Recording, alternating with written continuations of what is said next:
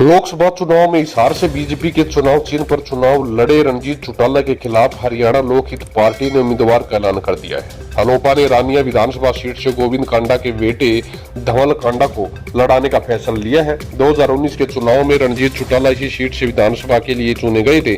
BJP के बहुमत से दूर रह जाने पर तत्कालीन मुख्यमंत्री मनोहर लाल ने उन्हें कैबिनेट मंत्री बनाया था और लोकसभा चुनाव से पहले रणजीत चौटाला बीजेपी में शामिल हो गए और रानिया की सीट से इस्तीफा दे दिया। अलोपा के रानिया से कैंडिडेट उतारने के बाद सवाल खड़ा होता है कि रणजीत चौटाला की घेरेबंदी शुरू हो चुकी है, क्योंकि कुछ दिन पहले सीएम नायब सैनी ने कहा था कि राज्य में बीजेपी अलोपा मिलकर चुनाव लड़ेंगे। हरियाणा लोकहित पार्टी ने सिरसा में एक बैठक रखी थी। बैठक में चर्चा के बाद पार्टी ने रानिया सीट से धवल कांडा की उम्मीदवारी का ऐलान किया। नायब सैनी सरकार में कैबिनेट मंत्री रणजीत चौटाला ने पिछले कुछ दिनों से बीजेपी के कार्यक्रमों से दूरी बना रखी है।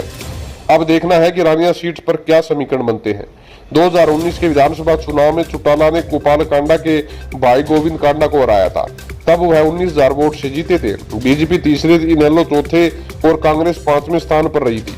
इसके बाद जेजेपी को जगह मिली थी। 2014 में रानिया सीट इनेलो के खाते में गई थी। तब दूसरे नंबर पर गोविंद कांडा और कांग्रेस से चुनाव लड़े रणजीत चौटाला तीसरे नंबर पर रहे थे।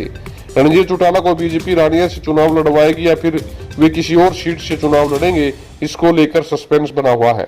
कुछ दिन से रणजीत चौटाला ने भाजपा के कार्यक्रमों से दूरी बना रखी है। रणजीत चौटाला तिरंगा यात्रा कार्यक्रम में भी शामिल नहीं हुए थे। राजनीतिक हलकों गलियारों में भी चर्चा है कि बीजेपी की प्रदेश चुनाव प्रबंधन समिति और प्रदेश चुनाव समिति में नाम न आने से चौटाला नाराज है। इस समिति में कुलदीप बिश्नोई को पार्टी ने शामिल किया है। बने रहे चैनल के साथ, मिलते अगली वीडियो में। धन्यवाद।